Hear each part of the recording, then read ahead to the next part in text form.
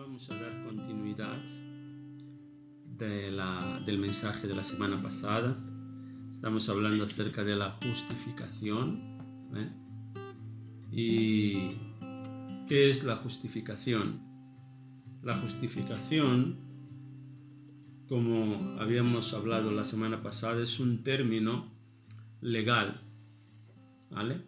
Es un término jurídico que significa declarar justo o pronunciar sentencia favorable, ¿vale?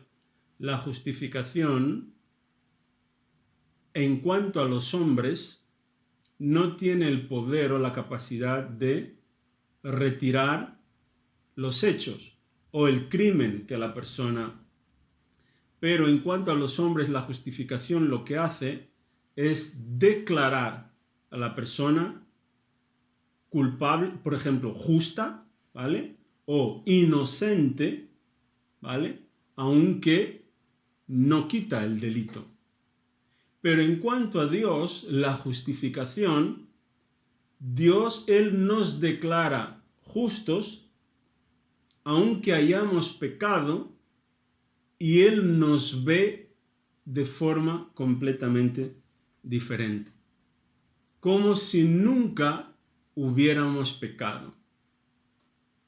Amén. Entonces,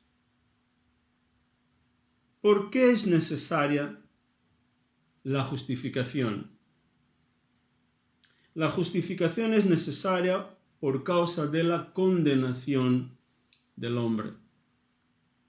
A causa del pecado de Adán y Eva, la desobediencia a la palabra, todos los hombres fueron considerados pecadores. Amén. Todos los que nacieron de Adán y Eva nacieron bajo el pecado. Ahora bien, hay dos hombres que hicieron dos preguntas que son muy importantes. La primera la veremos, que ha sido Job, ¿no? Podemos abrir Job, el capítulo 9, el versículo 2. Fue Job y el carcelero de Filipos. Esos dos hombres hicieron dos preguntas, expresaron una de las preguntas de mayor trascendencia que se pueden formular. Entonces, ¿alguien tiene Job capítulo 9, versículo 2? Yo tengo. Si quieres leer, puedes leer, Herminia, por favor. Job 2 dice así: ciertamente yo sé que es así. ¿Y cómo se justificará el hombre con Dios? Amén. Ellos estaban preguntando cómo se justificará el hombre con Dios. A mí me encanta mi versión porque la versión que yo tengo dice: ¿cómo puede ser una persona declarada inocente a los ojos de Dios? ¿Será que yo puedo llegar ante Dios y decirle: Señor, yo soy inocente? Yo nunca he cometido pecado. Yo soy justo. No. Amén. El carcelero de Filipos, él le preguntó, ¿no? A Pedro: ¿cómo puedo yo ser salvo?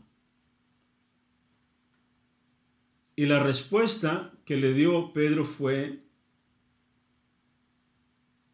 arrepiéntete, ¿no?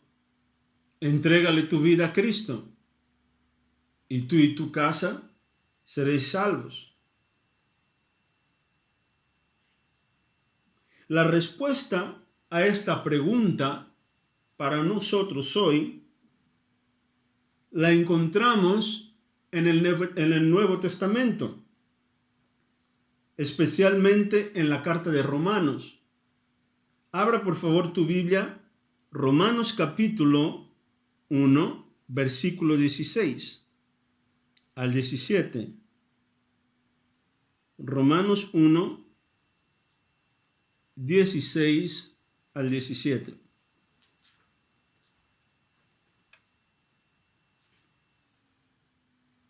¿Alguien lo quiere leer? ¿Alguien que lo tenga? Que no me avergüenzo del Evangelio, pues es poder de Dios para la salvación de todo aquel que cree. En primer lugar, para los judíos y también para los griegos. Porque en el Evangelio la justicia de Dios es revelada por medio de la fe y para la fe. Como está escrito, mas el justo por la fe vivirá. Amén. Entonces, aquí está la pregunta y aquí está la respuesta. ¿Cómo puede un hombre ser considerado justo a los ojos de Dios? Pablo decía que él no se avergonzaba del Evangelio, o sea, que él no se avergonzaba de predicarle a la gente, porque él entendió que el Evangelio es el poder de Dios, es el único poder que tiene la capacidad de salvar a la gente. ¿Por qué tenemos que predicar el Evangelio? Porque si la gente no escucha el Evangelio, ellos no recibirán el poder de Dios. El propio Evangelio que nosotros muchas veces tenemos vergüenza de predicar o tenemos miedo de predicar a la gente, ese es el poder de Dios para salvar a esta persona. Por eso Pablo decía, yo no me avergüenzo del Evangelio. Dice que esta buena noticia, el Evangelio, nos revela cómo Dios nos hace justos a sus ojos. Amén. Es el Evangelio que trae convicción, que trae fe a las personas. Si ellas no escuchan el Evangelio, no podrán tener fe en Jesús. Y es por medio de la fe en Jesús que ellos pasan de muerte a vida, que ellos salen del pecado a la salvación. Por eso tenemos que predicar el Evangelio. No nos podemos callar.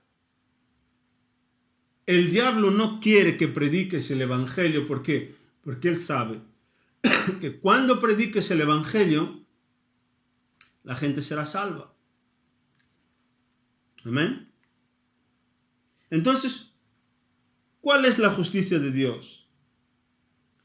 La justicia que es aceptable ante Dios es la justicia que resulta de la fe en Cristo Jesús. Cuando una persona le entrega la vida a Cristo, Dios declara a esta persona justa. La relación de esta persona con Dios cambia automáticamente. La persona pasa de ser pecadora a una persona justa. ¿Ven? No pasa a ser justa porque nunca haya cometido pecado. No, porque es Dios mismo el que la declara justo o justa. Tu hermano, tu padre, tu vecino, el hermano de la iglesia te puede ver como un pecador, pero Dios no te ve así. Porque cuando Dios te mira, Él se acuerda de lo que Jesús hizo en la cruz. Él se acuerda de que Jesús ha pagado ya por tus pecados y automáticamente eres declarado y declarada justa y justo. Amén. El apóstol Pablo nos demuestra que todos los hombres, cuando yo digo hombres, hombres y mujeres, necesitan la justicia de Dios. Puesto que todos han pecado. No hay una persona siquiera en este mundo que nunca haya pecado. Todos hemos nacido bajo la naturaleza de pecado, bajo la condición de pecadores. Por eso todos nosotros necesitamos ser salvos. Amén. Digo, todos los que todavía no han entregado sus vidas a Jesús necesitan salvación. Si le has entregado tu vida a Jesús, le has recibido en tu corazón como tu Señor y Salvador, eres salvo. A los ojos de Dios, eres una persona justa. Amén. Abramos, por favor, Romanos capítulo 1, el versículo 24 al 31. Yo voy a leer Romanos 1, 24. No, perdón. Romanos 1, voy a leer del 19 al 23. Dice así: ellos conocen la verdad acerca de Dios, porque Él se la ha hecho evidente. Pues desde la creación del mundo, todos han visto los cielos y la tierra. Por medio de todo lo que Dios hizo, ellos pueden ver a simple vista las cualidades invisibles de Dios, su poder eterno y su naturaleza divina. Así que no tienen ninguna excusa para no conocer a Dios. Es cierto, ellos conocieron a Dios, pero no quisieron adorarlo como Dios, ni darle gracias. En cambio, comenzaron a inventar ideas necias sobre Dios. Como resultado, la mente les quedó en oscuridad y confusión. Afirmaban ser sabios, pero se convirtieron en completos necios. El 23. Y en lugar de adorar al Dios inmortal y glorioso, rindieron culto a ídolos, que ellos mismos se hicieron con forma de simples mortales, de aves, de animales, de cuatro patas y reptiles. Pablo está diciendo que es imposible que una persona mire la naturaleza y no vea a Dios en todo lo que ha sido creado. Es imposible que una persona mire al cielo y no reconozca a Dios, porque la marca de Dios está en todo lo que ha sido creado. Pero dice que ellos han preferido no reconocer a Dios, aunque han visto las marcas de Dios en todo lo creado, han decidido no darle la gloria. Y nosotros vemos eso hoy en día en nuestra sociedad.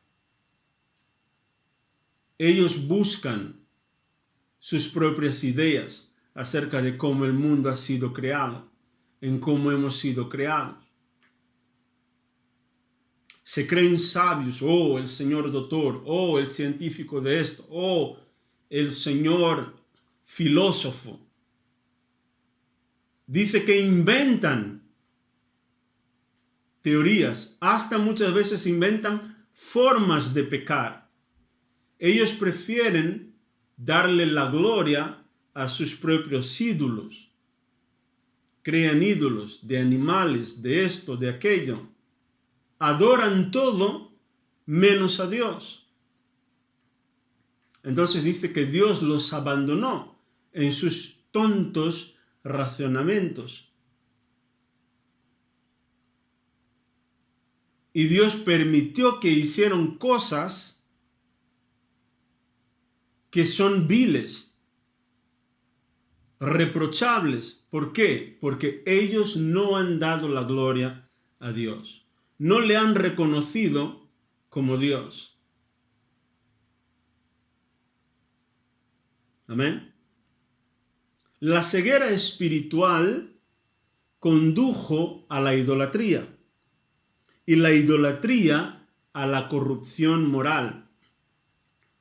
¿Qué es la idolatría? Es adorar a algo por encima de Dios, es buscar a algo, tener en tu corazón algo que sea más valioso y más precioso que Dios.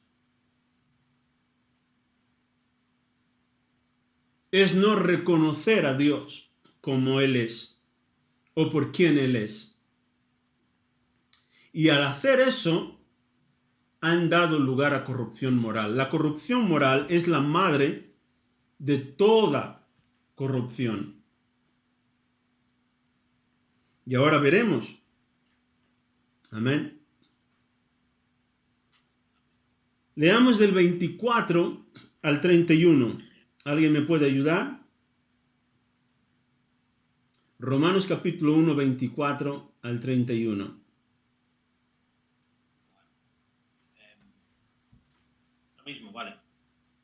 Por eso Dios los entregó a los malos deseos de su corazón, a la impureza, de tal modo que deshonraron entre sí sus propios cuerpos.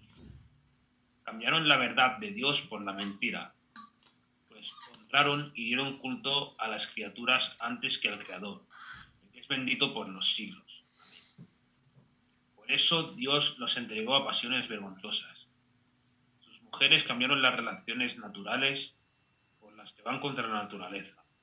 Y del mismo modo, también los hombres dejaron la relación natural con la mujer y ardieron en deseos sexuales unos con otros. Hombres con hombres cometieron actos vergonzosos, por lo que recibieron en sí mismos la recompensa que merecía su extravío. Como ellos no quisieron tener en cuenta a Dios, Dios los entregó a una mente depravada para hacer cosas que no convienen. Están repletos de toda clase de injusticia, inmoralidad sexual, perversidad, avaricia, maldad. Están llenos de envidia, homicidios, contiendas, engaños y malignidades. Son calumniadores, enemigos de Dios, insolentes, altaneros, arrogantes, inventores de maldades, desobedientes a los padres, necios, desleales, insensibles, implacables, sin misericordia. 32. Hasta el 31, ya está, ¿no? Sí. Entonces vemos aquí una serie de cosas que ocurren por el hecho de que las personas dejaran de creer en Dios. Aquí habla acerca de la homosexualidad y acerca del lesbianismo. Estos actos revelan la falta de creencia y reconocimiento de Dios como siendo Dios. Nuestra sociedad hoy en día está llena de eso. Amén.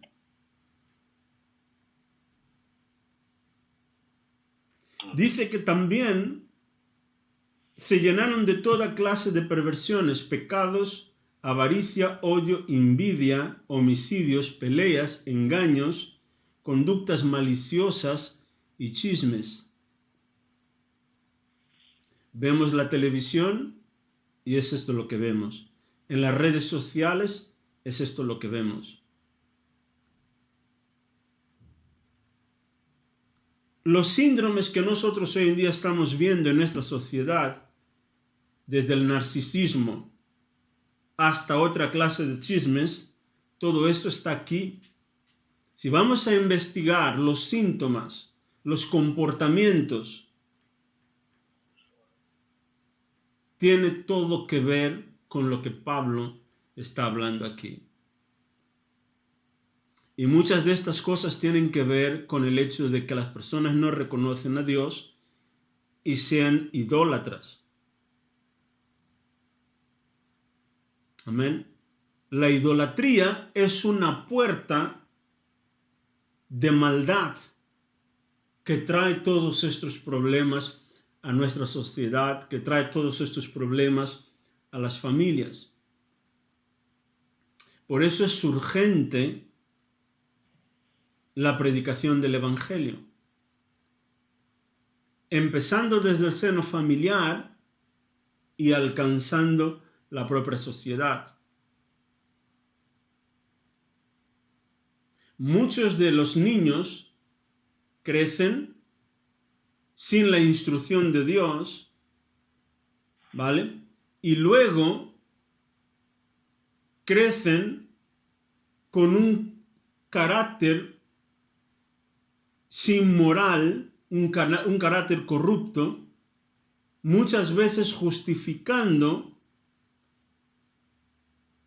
los fines, ¿no?, que son malos para poder alcanzar ciertas cosas.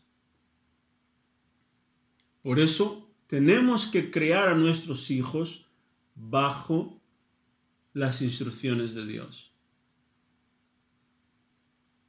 Amén. En los caminos de Dios. Por eso es importante decirles, ¿no?, a nuestros hijos, a nuestra sociedad, que solamente en Cristo hay libertad. Uno puede ser libre del pecado, de la idolatría, de la inmoralidad, a través de Cristo. Es el único camino. Amén.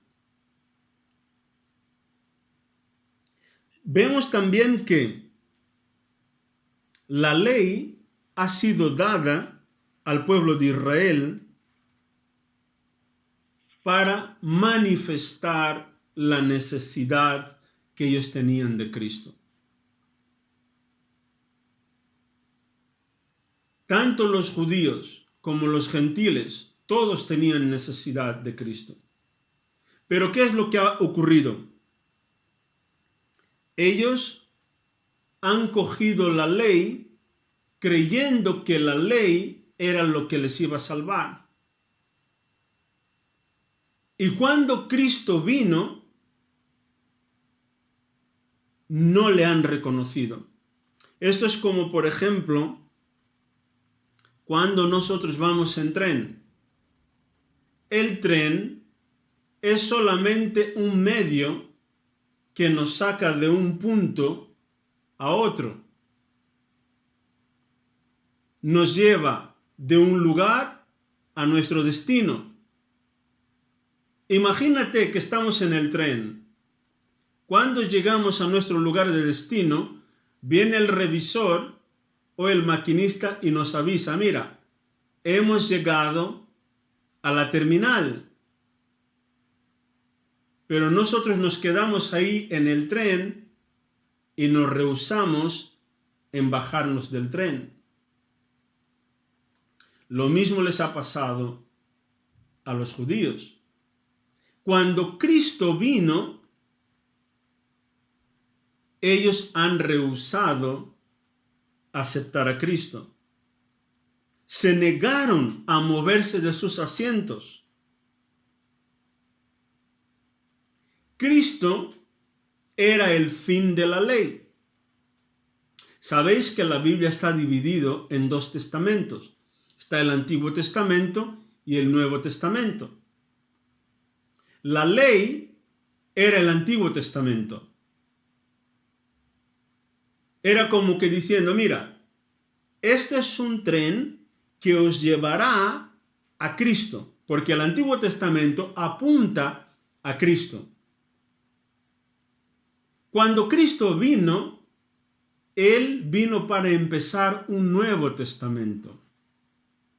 Un testamento es un documento donde hay las condiciones para que la persona pueda recibir una herencia.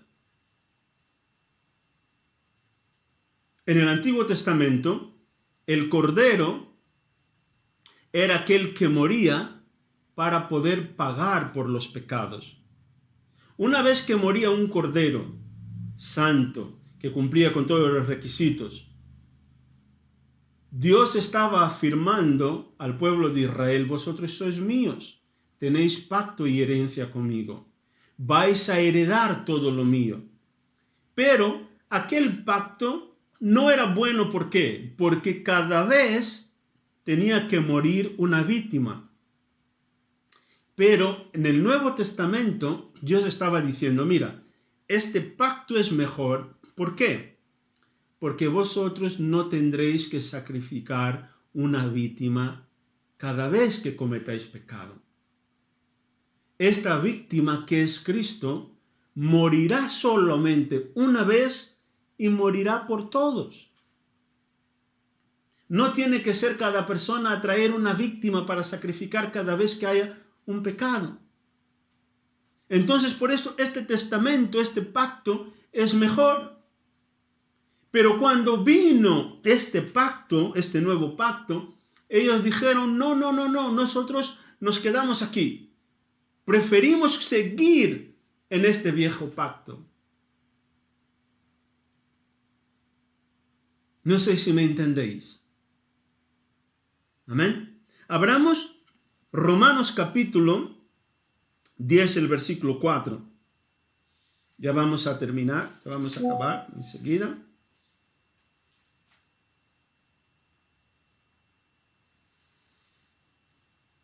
Amén.